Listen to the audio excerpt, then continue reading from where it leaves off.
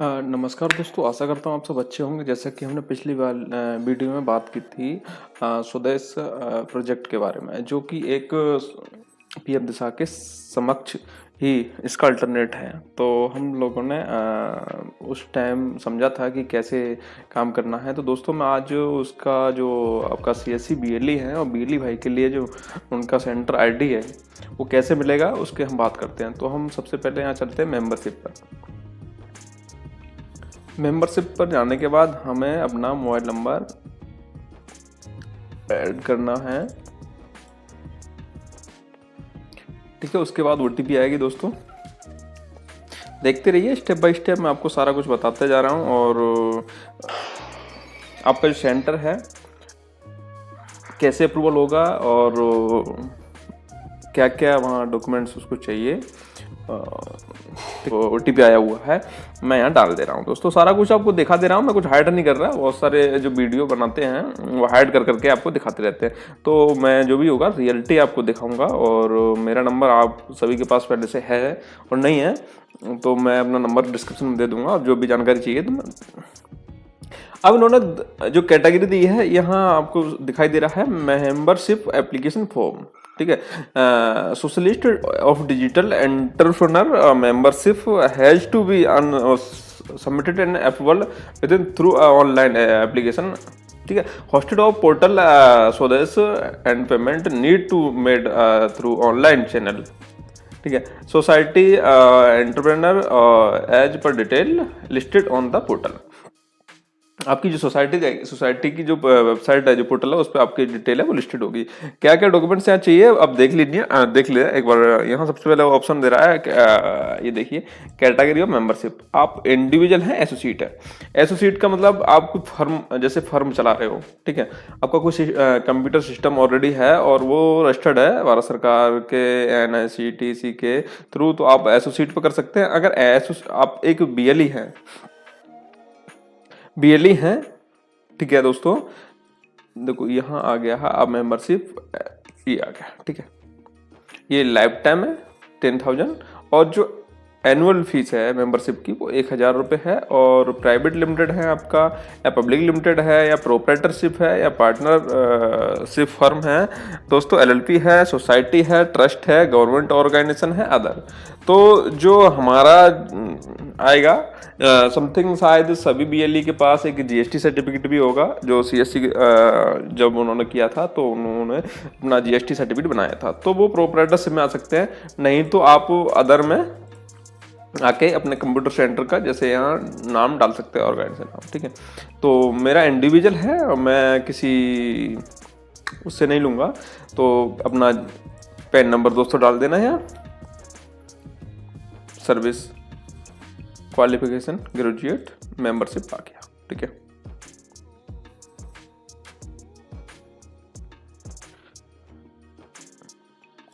Address जहाँ आपका centre चल रहा है और आपका जो पर्सनल एड्रेस है वो शायद सीएससी जहाँ होती हैं और सेम एड्रेस पर होती हैं। अगर किसी का है अलग एड्रेस पे है तो वो एक बार देख लेना क्या करना है। बाकी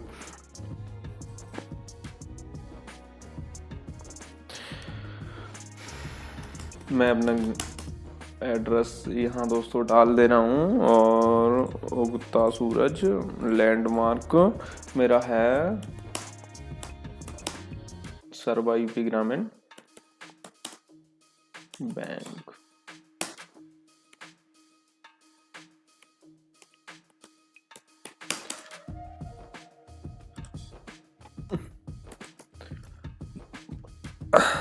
एड्रेस हो गया दोस्तों। ये आपका फोटो, जैसे आपका एक फोटो, पैन कार्ड का फोटो और आईडी कार्ड, जैसे आपका डीएल हो या ड्राइविंग लाइसेंस हो, आधार है, ये चलेगा। ठीक है, तो जो महत्वपूर्ण जो डॉक्यूमेंट्स हैं दोस्तों वो आपका ये पैन कार्ड है, डेट ऑफ बर्थ यहाँ डाल देंगे दोस्तों अपना,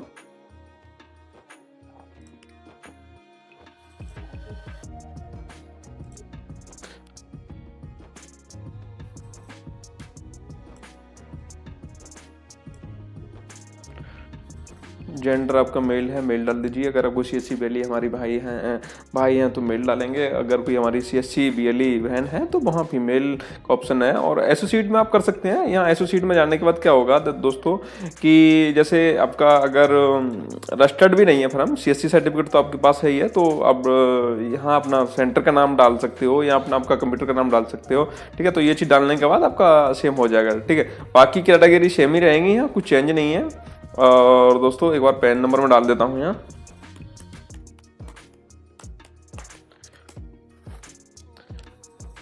और आपका जो मैंने पहले वीडियो में बता दिया था, और ये अभी फिर एक बार फोटो अपलोड मैं अभी मेरे पास है नहीं, तो मैं ये बाद में कर लेता हूँ। आप एक बार कर लेना ये।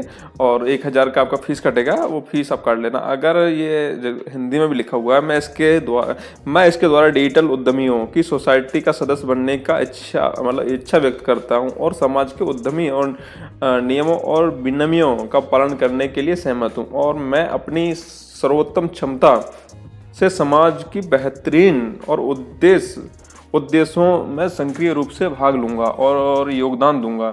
मैं समाज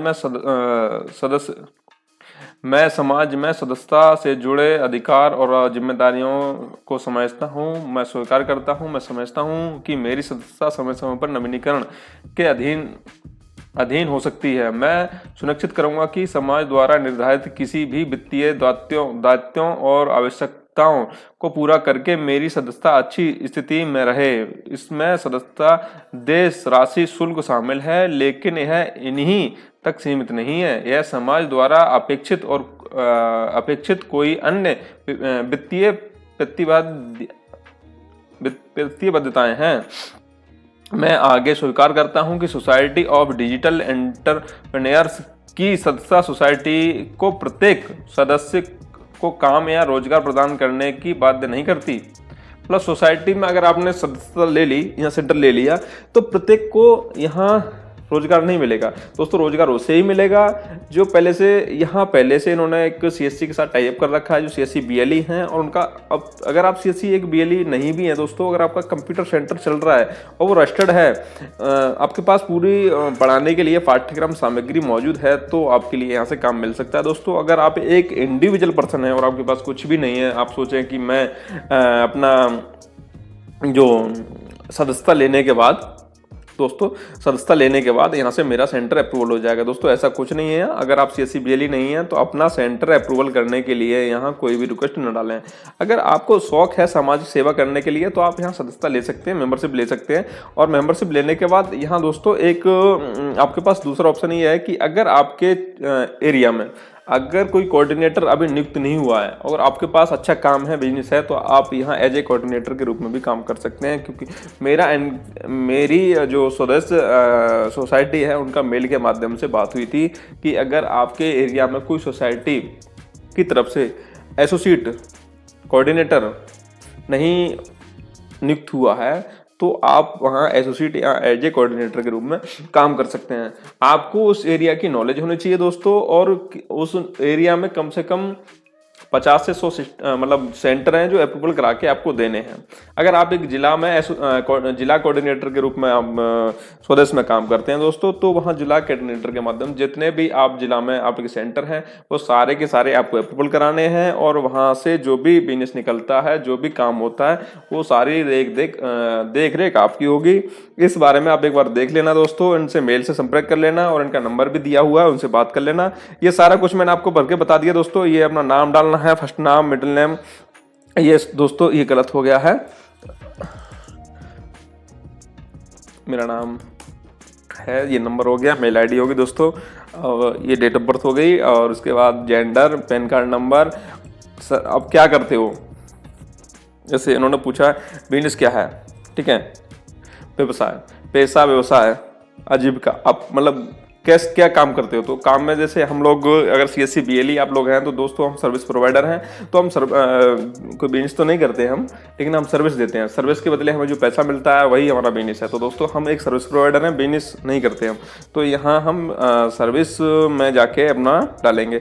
आपकी एकेडमिक क्वालिफिकेशन, जैसे कोई BLE हमारा भाई हाई स्कूल किया हुआ है तो वो 10th डाल देगा, अगर कोई इंटर किया हुआ है तो ये, और जैसे कि मैं ग्रेजुएट हूँ तो मैंने ग्रेजुएट कर दिया, और कोई पोस्ट ग्रेजुएट भी बीएलई भाई हमारे हैं, और किसी किसी बीएलई के भाई मुझे पास लगता है कि मास्टर डिग्री भी है, तो वो यहाँ अदर में जाके करेगा। तो यहाँ पोस्ट ग्रेजुएट कर दिया, और एनुअल जो मेंबरशिप चार्ज है इनका वो 1000 है। 1000 रुपये में आपको 1 साल तक का जो भी 1 साल में 300 सीटें आपको अप्रूवल मिलेगा सेंटर पर, तो 1000 रुपये इनका सर्विस चार्ज समझो, या आपको डोनेशन समझो कि समाज के लिए आपने 1000 रुपये डोनेशन किया, या इनका चार्ज समझो, कुछ भी हम बीएलई वाई समझ सकते हैं, लेकिन 1000 रुपये 1 साल का है। अगर आप 1 साल काम करने के बाद दोबारा से उस सेंटर को चलाना चाहते हो दोस्तों, तो आपको फिर से 1000 रुपये फीस इनको पे करनी पड़ेगी एज ए रिन्यूअल चार्जेस, यानी कि अपनी मेंबरशिप को फिर से रिन्यूअल कराना पड़ेगा दोस्तों। और अगर आप एसोसिएट करते हैं तो अदर टाइप, मतलब टाइप ऑफ ऑर्गेनाइजेशन, आपका जो बिजनेस है वो कैसा है, प्राइवेट लिमिटेड है, पब्लिक लिमिटेड है, प्रोप्राइटरशिप है, पार्टनरशिप फर्म है, एलएलपी है। ये प्रोप्राइटरशिप और